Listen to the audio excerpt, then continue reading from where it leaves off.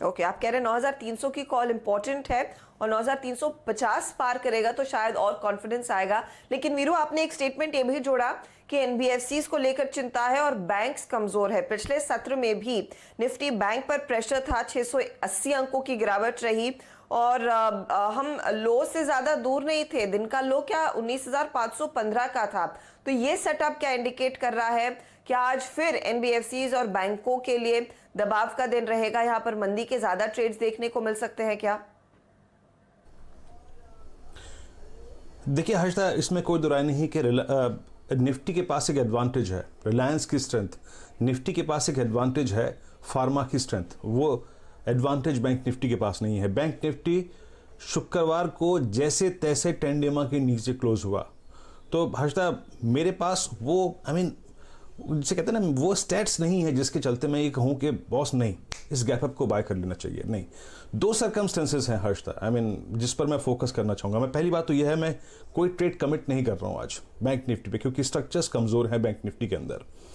या तो 19,000 के पास, यानी 19,200 या फिर 250 के आसपास कहीं मिले तो 19,000 की पुट सबसे बड़ा ओआई होल्ड करती है, वहां एक लॉन्ग ट्रेड बन सकता है, देखेंगे ड्यूरिंग द डे।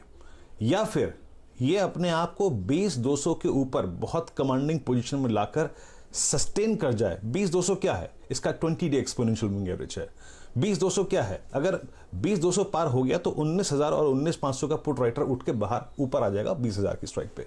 तो दो सर्कमस्टेंसेस बनते हैं, 19,300 नीचे या फिर 20,200 के ऊपर कमांडिंग पोजीशन में ट्रेड करे, तब जाके ड्यूरिंग द डे किसी ट्रेड के बारे में बात करेंगे। अदरवाइज फॉर द टाइमिंग मैं अभी कोई ट्रेड कमिट नहीं कर रहा हूं। तो मैं थोड़ा सा अपने आप को बैंक निफ्टी में पीछे खींचता हूं हर्षदा। लेकिन अब चलिए बात करते हैं, विषय को बदलते हैं, निफ्टी बैंक से बाहर निकलकर बात करते हैं सेक्टर ऑफ द डे की।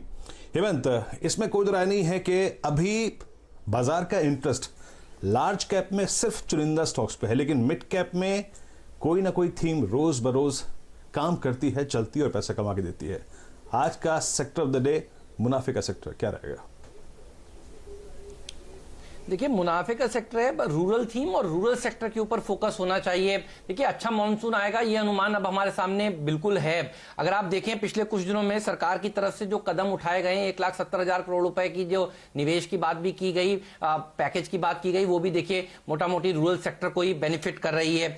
शुक्रवार को प्रधानमंत्री जी ने पंचायतों को सेल्फ रिलायंस बनाने की बात करी। उन्होंने एक ई ग्राम स्वराज पोर्टल की लॉन्च किया और आज भी मुझे लगता है सीएम की बैठक में देखिए गांव के ऊपर खूब फोकस होगा। गांव पहले खुलेंगे, शहर थोड़े लेट खुलेंगे, टियर 2 टियर 3 सिटीज शायद पहले खुलेंगे अगले हफ्ते। मुझे लगता है कि इसलिए सेक्टर जो है वो गांव से जुड़ी हुई कंपनियों के ऊपर आपका फोकस होना चाहिए। ये अच्छा प्रदर्शन दिखाएंगे। हम सुन रहे थे महिंद्रा एंड महिंद्रा के फार्म इक्विपमेंट के हेड को, उनका बयान ये है कि 40% ट्रैक्टर डीलरशिप खुल चुकी हैं। आज ट्विटर पर लोग हमें सुबह सुबह बता रहे हैं कि फर्टिलाइजर की दुकानें देखिए खुलनी शुरू हो चुकी हैं गांव में। वैसे भी सरकार की तरफ से नियम आ चुका है कि आप सिंगल शॉप है तो खोल सकते हैं, गांव में शॉप्स खुलेंगी। तो देखिए गांव वाले सेक्टर को फोकस होगा। तो भारत के ऊपर फोकस करिए, भारत से जुड़ी हुई कंपनियों के ऊपर फोकस करिए। बनस्पत, इंडिया और अर्बन, ये वो वर्ड्स हैं जो थोड़ा से आपको इस समय भूल जाने चाहिए। थोड़ी देर बाद यहां पर रिकवरी आएगी, लेकिन इस समय जहां जहां जो कंपनियां भारत के लिए काम करती हैं, यानी हमारे ग्रामीण इलाकों के लिए काम करती हैं, उनमें एक अच्छी रैली देखने को मिलेगी, क्योंकि ये जो सेगमेंट है वो पहले खुलेगा। दुनिया भर के बाजार भी अगर आप देखें यही कर रहे हैं। रूरल सेक्टर के ऊपर ज्यादा काम हो रहा है, गांव को खोलने की बात पहले हो रही है। तो लोग इस समय चर्चा ये कर रहे हैं लॉकडाउन 3.0 तो नहीं हो जाएगा। तो 3.0 हो सकता है, लेकिन वो अर्बन सेक्टर के लिए होगा।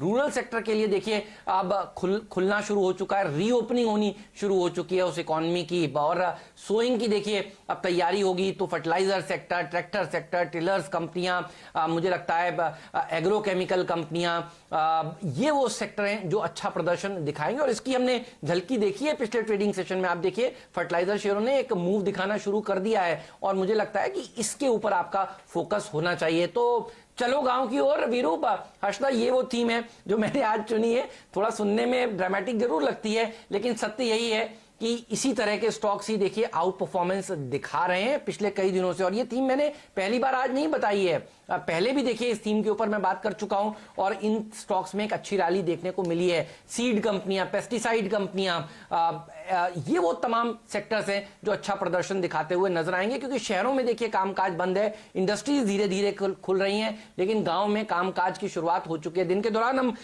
एमएनएम का वो बयान भी आपको सुनवाएंगे, जहां वो ये कह रहे हैं कि उनके लिए तो देखिए अच्छी बात ये भी है कि ज्यादातर दुकानें उनकी रेंट पर नहीं है, अपनी है, और वो ये भी कह रहे हैं कि रूरल इंडिया इतना इंपैक्ट नहीं हुआ है कोविड-19 से बनस्पत अर्बन इंडिया। तो फोकस होगा हर्षदा रूरल सेक्टर के ऊपर आज।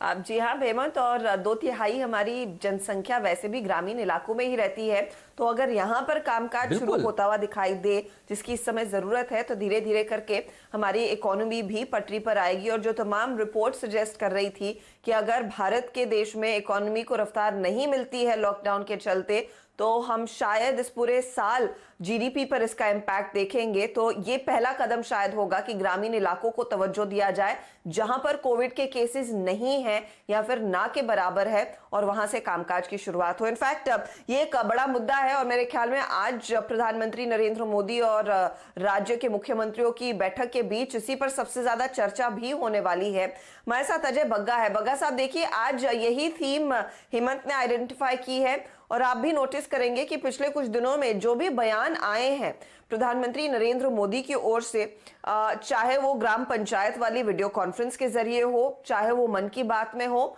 वो इस बात पर फोकस कर रहे हैं कि गांवों को आत्मनिर्भर होना है, और वहां पर इकोनॉमी में सबसे ज्यादा इस समय स्टिमुलस की जरूरत है। हम सब जानते हैं एसएमईज बड़ी संख्या में अर्बन मार्केट से बाहर सेमी रूरल एरियाज में काम करती हैं। तो ये बताइए, आप क्या सुनना चाहेंगे आज की बैठक के बाद, और कितना बड़ा ट्रिगर पॉइंट रह सकता है ये बाकी सेंटिमेंट को सुधारने में?